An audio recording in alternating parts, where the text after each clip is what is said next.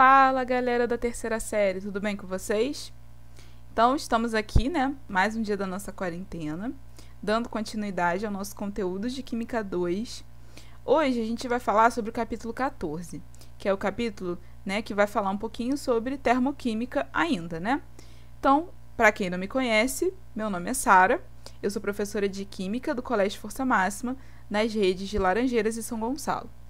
Então, gente, como eu falei, no capítulo passado, né, no capítulo 13, a gente falou sobre os conceitos iniciais de termoquímica e falamos um pouquinho sobre reações endotérmicas e reações exotérmicas, certo? A gente viu os gráficos, a gente viu como calcular a diferença de entalpia numa reação, enfim, estudamos alguns aspectos em relação à termoquímica. Hoje, a gente vai continuar falando de termoquímica, mas a gente já vai começar a falar sobre os diferentes tipos de entalpias que podem aparecer em uma reação, tá? Então, o assunto que a gente vai ver hoje continua sendo termoquímica, então a gente vai continuar estudando entalpia das reações, a gente vai continuar estudando calor envolvido nas reações, porém, a gente já vai se aprofundar um pouquinho mais sobre essa termoquímica, ok? Então, vamos iniciar a nossa aula. Bem, para começar, a gente precisa conversar um pouquinho sobre as equações termoquímicas, né? Quando a gente analisa uma equação termoquímica, e já eu vou mostrar exemplos dessas equações, podem ficar tranquilos, eu preciso indicar algumas coisas. Os principais aspectos que eu preciso indicar quando eu analiso ou quando eu escrevo uma equação química é a temperatura, certo? Onde aquela reação está ocorrendo, o estado alotrópico das substâncias envolvidas na reação. E aí, né, a alotropia, só para a gente fazer aqui uma revisãozinha rápida, a alotropia, gente, é quando eu tenho, né, a mesma substância, mas a estrutura espacial dela, né, ou seja, o arranjo estrutural dessa substância vai ser diferente. É o que acontece com o carbono diamante e o carbono grafite. Os dois são carbono, certo? Mas eu tenho um arranjo espacial de diamante, e aí vai ser o carbono diamante. E o outro, eu tenho um arranjo estrutural, né, eu tenho uma estrutura que é o grafite. Então, eu vou ter o carbono grafite. Então, substâncias que são as mesmas substâncias, porém com arranjos estruturais diferentes, tá? Então, quando eu falo de equação termoquímica, eu preciso indicar o estado alotrópico das substâncias que estão participando dessa reação, se existir diferentes estados alotrópicos, igual acontece com o carbono. Por quê? Se eu tiver estados alotrópicos diferentes, isso vai afetar diretamente na entalpia da minha reação. A gente vai ver isso já já. O outro aspecto que eu preciso indicar na minha equação termoquímica é o estado físico. Eu preciso dizer se o meu produto está gasoso, ele está líquido ou ele está sólido. Eu preciso dizer se os meus reagentes eles estão líquidos, sólidos ou gasosos, ou aquosos, certo? Se for uma solução. Então, todos esses detalhes eles precisam estar indicados na minha equação termoquímica. E por último, né, a pressão, ou seja, a pressão com a qual aquela reação está ocorrendo. Por que eu preciso indicar essas coisas na equação termoquímica? Porque esses fatores eles vão influenciar diretamente na variação de entalpia. Então, quando eu faço uma reação com carbono diamante, se eu fizer a mesma reação, só que usar o carbono grafite, a entalpia vai ser diferente. Então, eu preciso indicar qual dos dois eu estou usando, para vocês conseguirem interpretar a equação corretamente, certo? Então, temperatura, estado alotrópico, estado físico e pressão são fatores que influenciam diretamente na variação de entalpia. Por isso que eu preciso indicá-los na equação termoquímica. Vamos ver alguns exemplos? Vamos avaliar esses exemplos aqui, que estão até no livro de vocês. Primeira coisa que ele fala, ó, supondo que as reações a seguir sejam realizadas a 25 graus Celsius e 1 atm. Então, ele já me indicou aqui o quê? A temperatura de 25 graus Celsius e a pressão de 1 atm. Então, ele já me falou qual é a temperatura e qual é a pressão que essas reações ocorreram. Show! Agora, vamos olhar essas equações termoquímicas. Vamos ver a 1. A 1 é uma equação termoquímica envolvendo oxigênio e hidrogênio, gerando a água. Vamos observar, olha só. Ele escreveu para todos os reagentes e para o produto o estado físico envolvido nessa reação. Então, aqui eu tenho oxigênio gasoso mais hidrogênio gasoso indo a água gasosa, certo? Então, eu tenho uma reação aqui toda no estado gasoso. O ΔH disso é menos 58 quilocalorias, tá? Vamos olhar para outra reação. Vamos olhar para a reação 2. Na reação 2, eu tenho oxigênio gasoso mais hidrogênio gasoso indo a água líquida. Então, aqui eu já tive uma mudança de estado físico. Olha como é que a entalpia da reação já é diferente. Quando eu fiz a reação toda no estado gasoso, o ΔH deu menos 58 quilocalorias. Agora que eu fiz a reação com os reagentes no estado gasoso e o produto líquido, a entalpia já vai ser diferente, ela já é menos 68,3 quilocalorias. Então, quando eu escrevo uma equação termoquímica, ou seja, quando eu escrevo uma equação química, onde eu estou relacionando essa equação química com a sua variação de entalpia, eu preciso indicar o estado físico dos participantes. Porque se eu mudo o estado físico, o ΔH já vai ser diferente. Então, quando eu escolho fazer, quando eu vou escrever uma equação termoquímica, ou seja, uma equação química combinada a um ΔH, eu preciso indicar, deixar bem claro quais são os estados físicos dos reagentes e dos produtos, senão a minha equação ela pode estar errada, tá? Agora vamos ver os exemplos 3 e 4 aqui.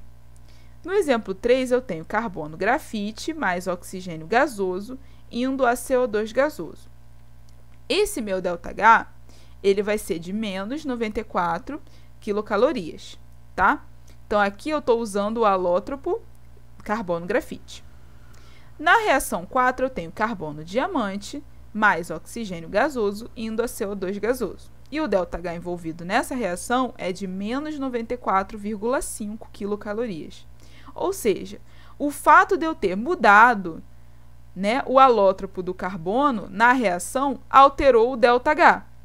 Então, eu preciso indicar o estado alotrópico do meu reagente, para que eu consiga relacionar com o ΔH correto. Se eu não escrevo nada aqui, eu boto só carbono mais oxigênio indo a CO2. Esse ΔH pode ser qualquer um, porque eu não vou saber se é o ΔH do oxigênio gasoso, se é o ΔH quando o carbono é grafite, se é o ΔH quando o carbono é diamante, porque eles são diferentes. Então, quando eu escrevo uma equação termoquímica, onde eu tenho a presença do ΔH, indicando a energia envolvida naquela reação, eu não posso esquecer de especificar temperatura, estado alotrópico, estado físico e pressão, porque todos esses fatores vão afetar diretamente o ΔH que eu estou analisando. Tá bom, gente? Então, na hora de escrever as equações termoquímicas, vocês não podem esquecer disso, de escrever o estado físico dos participantes e o estado alotrópico, se tiver, tá? Bem, agora a gente vai começar a falar sobre os tipos de entalpia. Então, a gente falou na aula do capítulo 13 que a entalpia ela é o calor, a energia térmica envolvida na reação quando ela é medida a pressão constante. Então, sempre aqui a gente está falando de entalpia, porque todos esses calores que a gente está trabalhando, eles são medidos a pressão constante, por isso que a gente está falando sempre de entalpia. O primeiro tipo de entalpia que a gente vai ver é a entalpia ou calor de formação, que a gente representa como sendo ΔHF, para indicar que é variação de entalpia e o F é a formação. Então, entalpia ou calor de formação. O que é essa entalpia ou calor de formação? Ela é a energia liberada ou absorvida na formação de 1 mol de substância a partir dos seus constituintes mais simples no estado padrão. Então, entalpia ou calor de formação. Energia que vai ser liberada ou absorvida quando eu formar 1 mol de substância a partir dos seus constituintes mais simples no estado padrão. O que são esses constituintes mais simples no estado padrão que o conceito de calor de formação está falando? Ó. O estado padrão corresponde à forma alotrópica mais estável da substância simples, sob pressão de 1 atm, temperatura de 25 graus Celsius e concentração de 1 mol por litro para as soluções. Então, esse estado padrão, essas substâncias, esses constituintes mais simples, eles são, né, no estado padrão, eles são a forma alotrópica mais estável daquela substância simples que eu tô avaliando, sob pressão de 1 atm, temperatura de 25 graus Celsius e se for uma solução, concentração de 1 mol por litro. A convenção que existe é que a entalpia padrão para essas substâncias simples, elas são sempre iguais a zero. Então, vamos avaliar essa equação aqui. Ó. Calor de formação do gás carbônico. Carbono grafite é a forma alotrópica mais estável do carbono, é a mais comum, é a mais usual, e é a mais simples, que eu posso encontrar o carbono na natureza. O oxigênio, a mesma coisa. O oxigênio gasoso é a forma mais simples que eu posso encontrar o oxigênio na natureza. Então, tanto o carbono grafite quanto o oxigênio gasoso, pela convenção, eles vão ter entalpia padrão igual a zero, certo? Porque são os constituintes mais simples para o carbono e para o oxigênio, tá? Então, carbono grafite vai ter entalpia padrão igual a zero e o oxigênio vai ter entalpia padrão igual a zero. Isso, gente, é convenção. Isso foi uma coisa que os cientistas estudiosos convencionaram, né, para que a gente pudesse fazer os cálculos de variação de entalpia, tá? Então, é uma convenção, uma coisa que foi colocada pelos cientistas, foi convencionada por eles, tá? Então, aqui eu vou dizer que o carbono grafite tem entalpia padrão igual a zero, por ele ser o constituinte mais simples do carbono na natureza, e o oxigênio O2 vai ter entalpia padrão igual a zero, por ele ser também o constituinte mais simples do oxigênio na natureza. E aí, então, se eu tiver a reação entre o carbono grafite, né, que é a forma mais simples do carbono no estado padrão, mais o oxigênio, que é o constituinte mais simples do oxigênio no estado padrão, isso formando CO2, o calor envolvido nessa reação vai ser a entalpia de formação do CO2. Por quê? Porque é a reação que eu estou formando CO2 a partir dos seus constituintes mais simples, que é o carbono e o oxigênio, certo? Então, sempre que eu tiver uma reação desse tipo aqui, o calor envolvido vai ser ΔH de formação, calor de formação, ok? Então, ΔH de formação do CO2 é menos 94,1 quilocalorias, certo? Então, sempre que tiver uma reação onde eu tenho os constituintes mais simples do produto no estado padrão, né, se transformando naquele produto que a gente está avaliando, esse calor envolvido nessa reação é o ΔH de formação, certo? Então, essa é o primeiro tipo de entalpia que a gente vai ver. O segundo tipo de entalpia é a entalpia ou calor de combustão, que a gente representa como sendo ΔHC, para indicar que é a variação de entalpia de combustão. E essa entalpia ou calor de combustão nada mais é do que energia liberada na reação de 1 mol de substância com o oxigênio, gerando gás carbônico, água ou algum outro óxido correspondente. Então, gente, olha só. O que é a entalpia de combustão? Ela vai ser a energia liberada quando eu reajo 1 mol de combustível, 1 mol da substância que é o combustível, com o oxigênio, gerando CO2, água ou outro óxido que seja correspondente do combustível que eu estou fazendo a combustão. Aí aqui eu tenho o exemplo do calor de combustão do etanol. Olha só, eu tenho aqui 1 mol de etanol mais oxigênio indo a CO2 e água.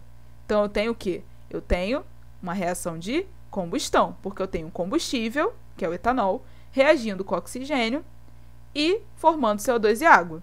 Então, é uma reação de combustão. E eu tenho aqui 1 mol do combustível, reagindo com 3 mols de oxigênio e formando então 2 mols de CO2 e 3 mols de água. Como eu tenho 1 mol de combustível gerando CO2 e água reagindo com oxigênio, então esse ΔH envolvido nessa reação a gente chama de ΔH de combustão. Então, ΔH de combustão do etanol é menos 327,6 quilocalorias. E aí, aqui, só para atentar vocês, ó, nas reações de combustão, o ΔH é sempre negativo. Então, uma reação de combustão ela vai ser sempre uma reação exotérmica, certo? Isso faz sentido, por quê? Qual é a principal utilidade de uma reação de combustão, gente? Não é gerar energia? Quando a gente pensa no carro, por exemplo, o que acontece no carro? No motor, a gente coloca combustível e esse combustível ele é queimado para poder gerar energia para movimentar o carro, correto? Se eu faço uma queima, né, e o meu objetivo ao fazer uma queima é gerar energia, o ΔH dessa reação não pode ser endotérmico, porque endotérmico é exatamente o oposto. Endotérmico eu estaria o quê? Eu estaria absorvendo energia, então eu ia estar tirando energia do meio para a reação. Aí não ia ter utilidade a reação de combustão para gerar energia. Como a gente utiliza a reação de combustão na geração de energia, então a reação de combustão ela sempre é exotérmica. Ela sempre vai liberar calor para que eu possa utilizar esse calor para outras coisas, como ocorre com o carro, que eu utilizo o calor liberado na reação de queima do combustível para poder fazer a movimentação do carro, certo? Então, reação de combustão é uma reação que sempre vai ter variação de entalpia negativa, ela sempre vai ser exotérmica, porque ela sempre libera calor, certo? Bem, gente, então agora a gente vai ver o nosso último tipo, né, de entalpia, que é a entalpia ou calor de decomposição. A gente representa ela como sendo ΔHD, né, D representando a decomposição, e ela é definida como a energia liberada ou absorvida na decomposição de 1 mol de substância, gerando os seus constituintes mais simples. Então, gente, a reação de decomposição ela é o contrário da reação de formação. Na reação de formação, a gente parte dos constituintes mais simples e forma 1 mol de substância. Na decomposição, a gente tem 1 mol de substância que vai se decompor gerando os seus constituintes mais simples. Então, é exatamente o contrário, né? E aí, então, aqui, como exemplo, tem o exemplo da água. Então, a gente tem aqui a água, certo? Líquida, se decompondo em hidrogênio gasoso e oxigênio gasoso, que seriam os seus constituintes mais simples, certo? E aí, então, dessa reação, a gente tem um ΔH, ou seja, uma variação de energia, né, de entalpia, de decomposição, igual a 68,3 quilocalorias. Então, só para fazer aqui a analogia, se fosse uma reação de formação, seria o quê? Hidrogênio mais meio de oxigênio dando a água, certo? Porque a gente iria partir dos mais simples para chegar em 1 mol de substância. Como a gente está falando da decomposição, é o contrário. A gente vai partir da água e essa água vai se decompor, formando então os constituintes mais simples, que é o hidrogênio e o oxigênio, certo? E aí, o calor envolvido nessa decomposição é que a gente vai chamar de entalpia ou calor de decomposição, certo?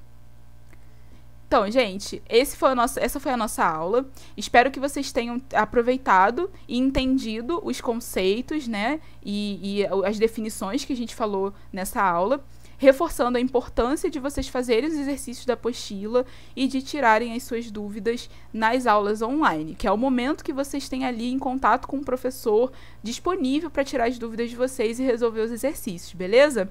Então, a gente se vê na próxima aula. Tchau, tchau, galera!